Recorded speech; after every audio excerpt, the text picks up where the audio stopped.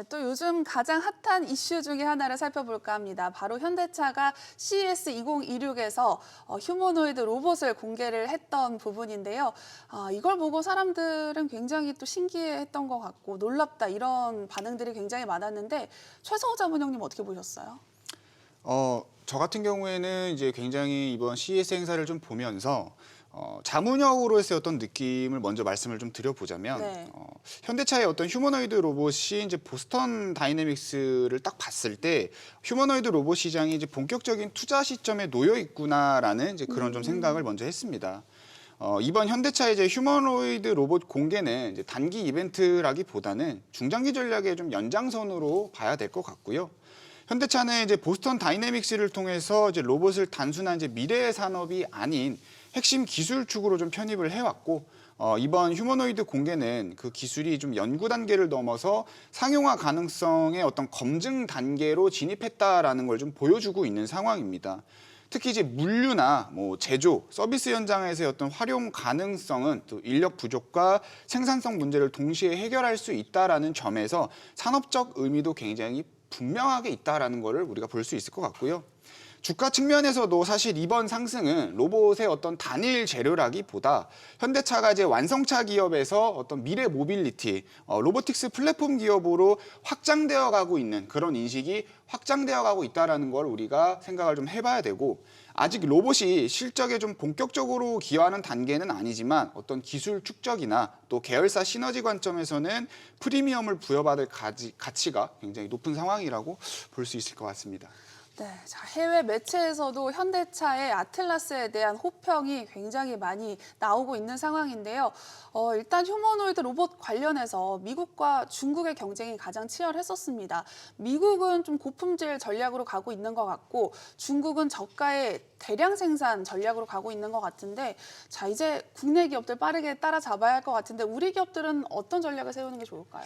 네, 우리 기업들도 이러한 시장에서 빨리 이제 따라잡으려고 그러면은 이전까지는 이제 미국과 중국의 어떤 경쟁이 좀 심화되는 것으로 보이는 과정 속에서 이제 한국 기업들의 경쟁력은 바로 정밀 액추에이터 제조과 인프라에서 강점을 가지고 있다라고 보시면 될 것 같습니다. 네. 현대차 그룹의 보스턴 다이나믹스의 아틀라스에서 보시듯 세계 최고 수준의 피지컬 AI와 동적 균형 기술로 차별화되고 있다라고 보시면 되고요. 특히 2028년 연 3만 대의 양산 체제를 구축해 상용화 속도도 앞당길 것으로 전망이 됩니다. 세계 1위 로봇 산업 로봇 보급률 기반의 정밀 부품 국산화와 대량 생산 노하우가 핵심으로 비용 절반 이상을 차지하는 관절 기술에서 현대모비스나 레인보우 로보틱스의 글로벌 공급망 우위가 점해질 것으로 판단이 됩니다. 삼성, 현대처럼 이제 K연합 전략으로 반도체 배터리 연계 고품격 로봇 구현을 할 가능성이 높아지는데요. 여기에 대비해서 이제 중국 무사히비에 대비해서 슈퍼 휴먼 퍼포먼스를 좀 무기로 삼지 않을까 이렇게 전망을 하고 있습니다. 네, 자, 이번 CES에서 현대차에 이어서 휴머노이드 로봇을 공개한 기업이 또 있습니다. 바로 LG전자인데요. 그런데 삼성전자가 이번에 뭐 별다른 로봇을 공개하지는 않았습니다. 이걸 보고 일각에서는 삼성전자가 이제 로봇 사업을 중단한 거 아니냐 하는 이야기까지 나오고 있는 상황인데요. 실제로 그렇진 않잖아요. 네, 그런 상황은 아니고요. 네. 뭐 일단 이제 LG전자부터 한번 말씀을 드려볼게요. 네. 이제 최근에 이제 성능이 이제 꽤 좋아진 휴머노이드 로봇을 좀 공개를 했습니다. LG전자가 뭐 이동성이나 이제 손동작의 어떤 정밀도 그리고 인식 기술까지 전반적으로 좀 많이 발전됐다라는 거를 좀 보여준 상황입니다. 다만 이제 LG전자의 로봇 전략은요, 뭐 공장 쪽 이런 산업적인 부분보다는 이제 가정이나 이제 서비스, 공공 영역 같은 이제 소비자의 어떤 접점에 더 가까운 로봇이라고 보면 될 것 같고요. 뭐 쉽게 말하면 이제 로봇을 하나의 어떤 가전이자 플랫폼으로 좀 묶어서 생태계 자체를 좀 키우려고 하는 그런 접근으로 볼 수 있을 것 같습니다. 반면에 이제 삼성전자는 아직 휴머노이드를 이제 공개하지 않았을 뿐이지 로봇 투자를 줄이거나 발을 뺀 거는 아닙니다. 삼성은 소비자용 로봇보다는 이제 산업적인 측면에서 봤을 때 좀 바로 써먹을 수 있는 그런 이제 로봇의 우선순위를 좀 두고 있는 게 분명히 보이고 있는 상황이고요. 반도체 이제 공정이나 이제 디스플레이 그리고 뭐 배터리라든지 물류처럼 좀 정밀하고 반복적이면서 또 위험한 작업에서 좀 사람을 대신해서 도와주는 산업용 로봇이 먼저 돈을 벌 수 있겠구나라고 좀 판단을 했다라고 생각을 해볼 수 있는데, 이건 이제 로봇을 보여주기 좋은 제품이 아니라 생산성을 좀 실제로 끌어올려주는 그런 도구로서도 해석을 해봤다고 판단을 해볼 수 있습니다. 그래서 사실 개인적으로 이제 제가 봤을 때 삼성의 이런 좀 접근이 겉으로 봤을 때는 좀 덜 화려해 보일 수 있다고 하더라도 가장 좀 실적과 빠르게 연결할 수 있는 꽤 현실적인 선택이라고도 좀 보여지고 있는 상황입니다. 네, 자, 그동안 미국과 중국에 가려져서 존재감이 희미했던 한국의 휴머노이드 로봇. 이번에 CES를 통해서 본격적으로 주목을 받기 시작했는데요. 휴머노이드 로봇 관련해서 더 많은 내용이 필요하신 분들은 카카오톡 채널에 주식이 궁금할 때를 검색하셔서 채널 추가하시면 더 다양한 내용 만나보실 수 있습니다. 자, 형님이 뛰니까 아우가 달린다라는 말이 있듯이 이번 현대차 주가 흐름을 계기로 로봇주에 좀 훈풍이 불고 있는 것 같아요. 네, 정말 이제 좀 무서울 정도로 이제 수급을 좀 흡수하면서 강한 상승세를 좀 보인 게 사실입니다. 현대 기아차의 훈풍이 로봇주의 랠리를 촉발했다는 것은 핵심 요인이 맞습니다. 네. 나우 로보틱스는 이제 산업용 로봇 전문 기업 한양 로보틱스 지분을 인수하면서 주가가 상승했고요. 글로벌 완성차 빅테크 기업들이 휴머노이드 로봇과 자동화 투자를 본격화하면면 국내 기업의 재평가도 기대가 이어지고 있는 상황입니다. 레인보우 로보틱스가 한때 13% 이상 상승하면서 코스닥 5위에 재진입하였고, 엔젤 로보틱스, SPG 등 두 자릿수 급등하는 등 로봇주의 열기가 정말 뜨거웠습니다.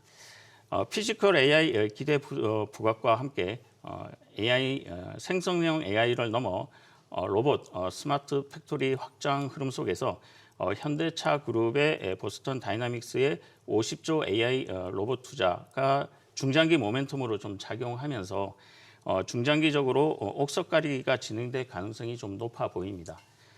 단기적으로 너무 급등을 해서 이제는 좀 주의 전략이 좀 필요해 보이는 시점이긴 하지만은요. 실적 개선 여부를 좀 확인하면서 성장 가능성이 높은 종목이 좀 눌림목이 됐을 때는 공략 타점을 잡아가는 것이 좀 바람직해 보입니다. 네, 한편 지난해 전 세계 휴머노이드 로봇의 설치 대수가 16,000대를 넘어섰다고 합니다. 그런데 대부분이 중국 제품이었다고 하는데요. 미국은 도대체 언제쯤 양산하고 국내 기업들 지금 어느 단계에 와 있는지 궁금합니다. 네, 뭐 현재 시점에서 충분히 좀 궁금해 볼 만한 그런 이제 질문인 것 같은데요. 네. 일단 말씀하신 것처럼 이제 지금 전 세계의 휴머노이드 시장은 성장 속도는 이제 빠르기는 하지만 실제로 이제 중국 업체 제품이 80% 이상을 좀 차지를 하고 있는 게 현재 현실입니다. 중국 쪽은 이제 대량 생산이 이미 좀 가능하고 가격 경쟁력까지 갖추면서 좀 시장을 주도를 하고 있고요. 미국이랑 한국은 아직 본격적인 양산 단계로 보면 초기 단계에 가깝다라고 볼 수 있을 것 같습니다. 그래도 이제 미국은 뭐 기술 개발이나 투자 자체는 굉장히 활발한 상황으로 좀 볼 수가 있을 것 같은데, 뭐 예를 들면 이제 피겨 AI 같은 스타트업 기업은 연간 12,000대의 생산을 좀 목표로 생산 시설을 좀 만들어가고 있는 상황이고요. 뭐 테슬라의 옵티머스나 에질리티 로보틱스의 디짓 같은 로봇들도 점점 상업용으로 실제 현장에 투입되는 그런 단계로 넘어가고 있는 상황입니다. 또 현대차 그룹의 계열이긴 하지만 또 미국의 법인을 두고 있는 보스턴 다이내믹스의 아틀라스 로봇은 2028년을 좀 목표로 해서 양산과 현장 배치를 또 준비를 하고 있는 중이고, 자동차 제조 공정에도 실제로 좀 투입할 계획을 가지고 있는 상황입니다. 이렇게 본다라고 하면 이제 미국의 휴머노이드 로봇도 올해부터는 이제 본격적인 양산을 좀 기대를 해볼 수는 있지만, 그래도 아직까지는 어떤 중국의 어떤 대규모 양산이나 이런 부분들까지 좀 가려면 시간은 조금 더 걸리지 않을까라고 판단을 해볼 수 있고요. 한국도 이제 기술 개발 속도 자체는 좀 굉장히 빠른 편이지만 대량 양산이라든지 뭐 시장에 좀 깔리는 단계로 넘어가기까지는 마찬가지로 좀 시간이 좀 필요한 상황일 거라고 생각을 합니다. 다만 이제 완성차 생산 라인 같은 곳에서 좀 로봇을 직접 쓰려는 그런 계획들이 점점 구체화되고 있는 상황이기 때문에 네. 실제 현장 적응은 생각보다 조금 더 빠르게 진행될 가능성, 이런 부분들 생각해 볼 수 있을 것 같습니다. 네, 자, 휴머노이드 로봇이 사용되는 분야가 굉장히 다양할 것 같은데 앞서서 완성차 공장이 투입될 가능성이 크다라고 해주신 만큼 자동차 분야 빠르게 투입이 될 것 같고 또 어떤 분야의 양산이 빠르게 시작이 될까요? 네, 아까 앞에서 말씀하신 것처럼 자동차 분야에 분명히 투입이 될 가능성이 제일 높습니다. 네. 그런데 저는 일단 물류와 창고 그리고 제조 자동차 분야에서 좀 시작될 것으로 판단을 하고 있고요. 2025년 설치 대수가 16,000대 중 창고, 물류, 제조 자동차 산업의 상업 채택이 좀 본격화될 것으로 보고 있습니다. 카운터포인트 리서치는 2027년 이들 분야가 연간 설치의 72%를 차지할 것이라는 분석이 나오고 있습니다.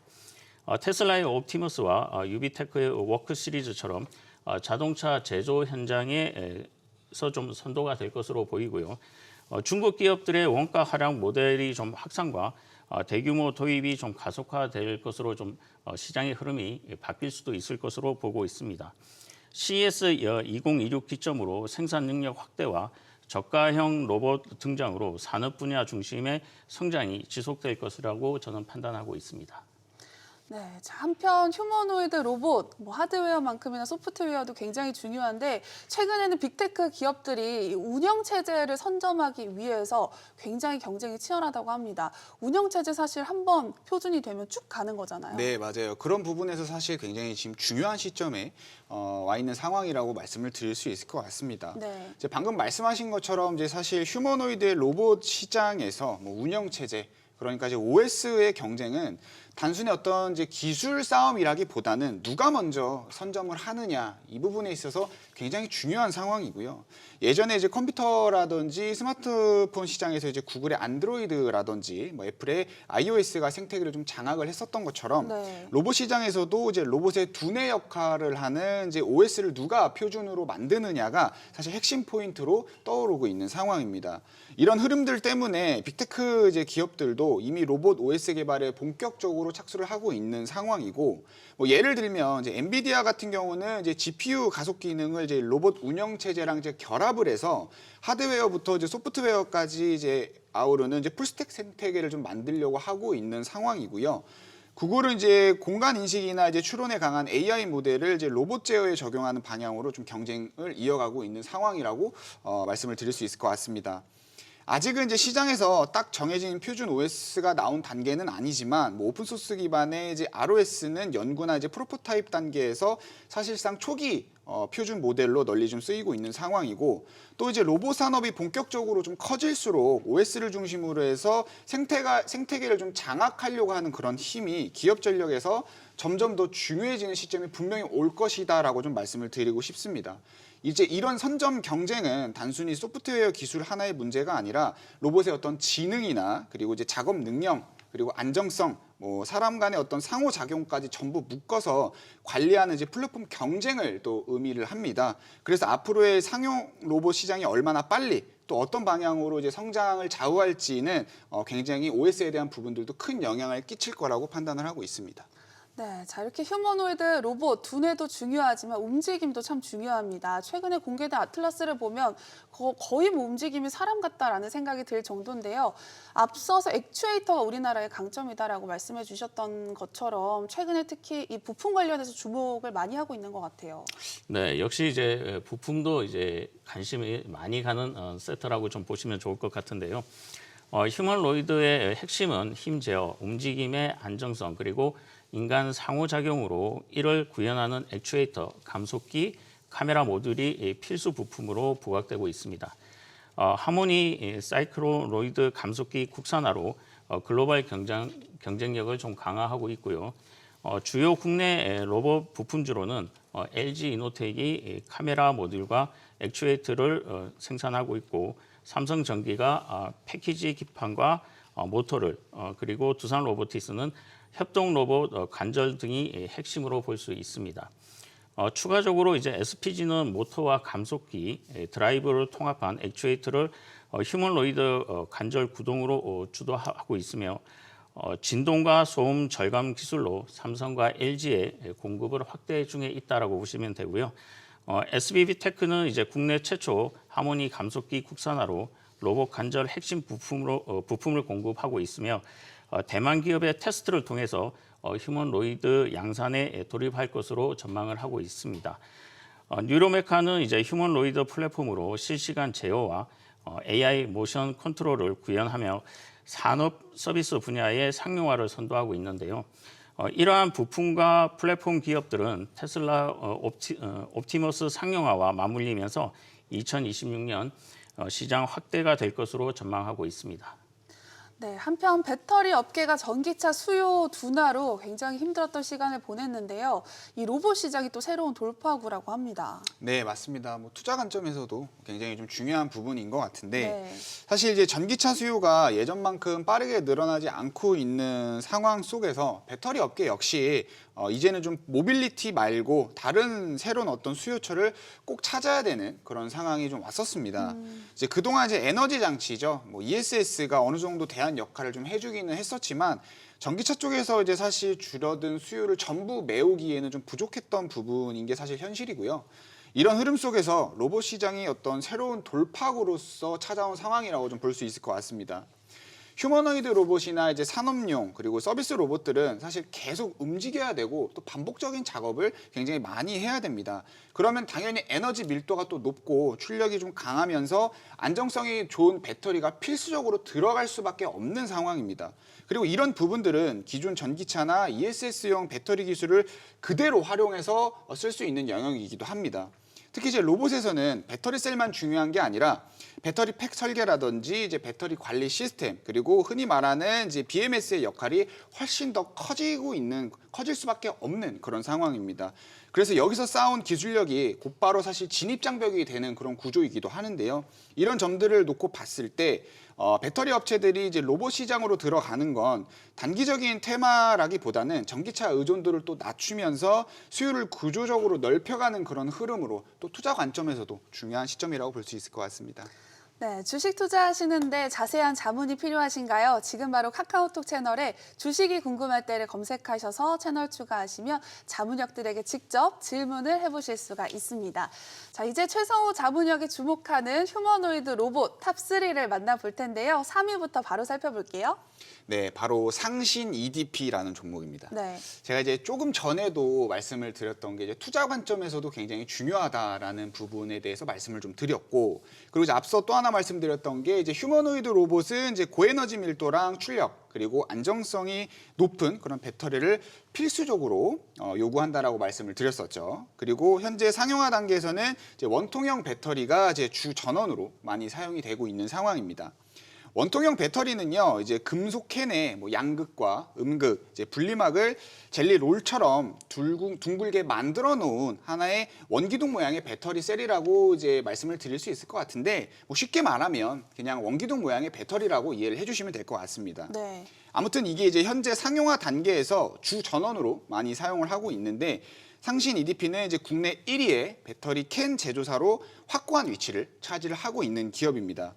배터리 캔은요, 얇은 금속판을 여러 단계로 좀 길게 늘려서 성형을 해야 되는 그런 기술이기 때문에 뭐 안전이라든지 정밀 기술 그리고 양산 경험이 없으면 사실 들어오기가 그렇게 쉬운 시장은 아닙니다.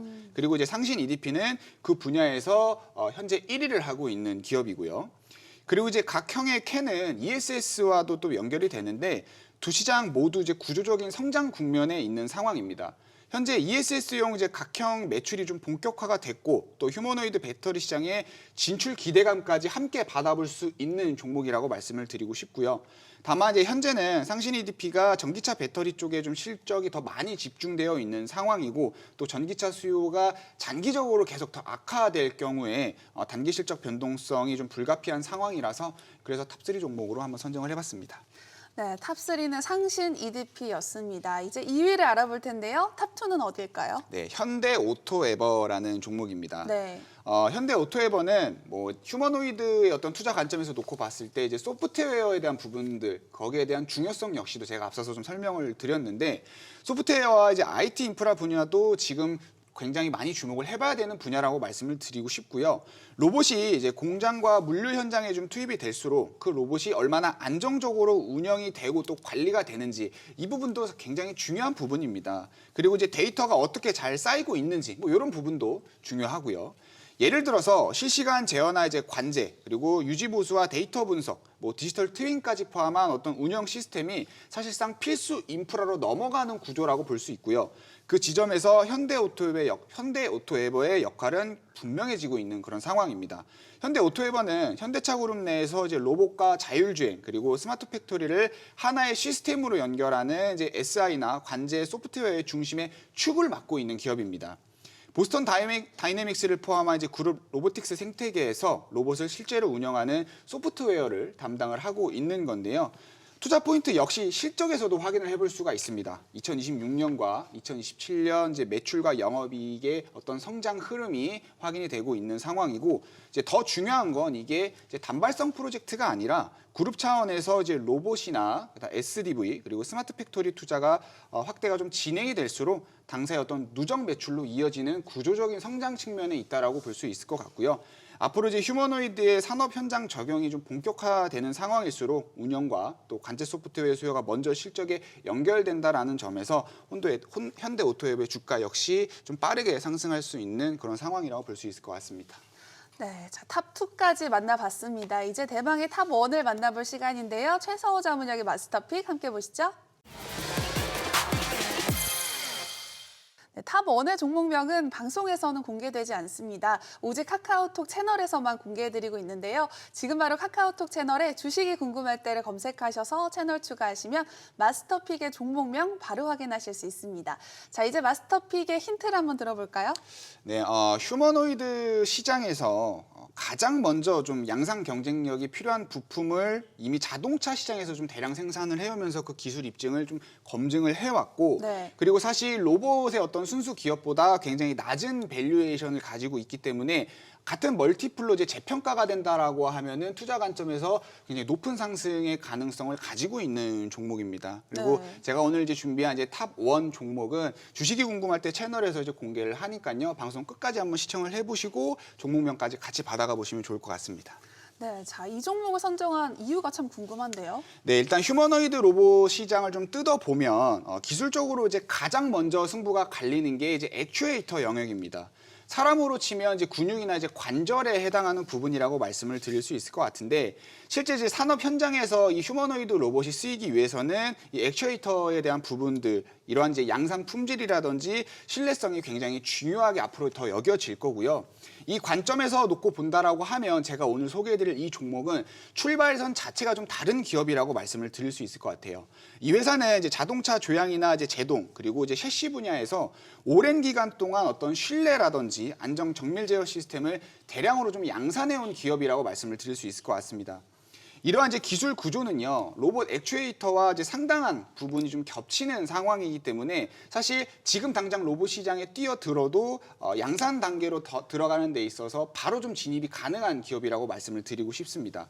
그리고 실제로 CES 2026에서도 로봇 액추에이터를 핵심 기술로 좀 전면에 내세우면서 현장 테스트와 또 수주 그리고 양산 확대로 이어지는 구체적인 사업 로드맵도 제시를 한 기업입니다.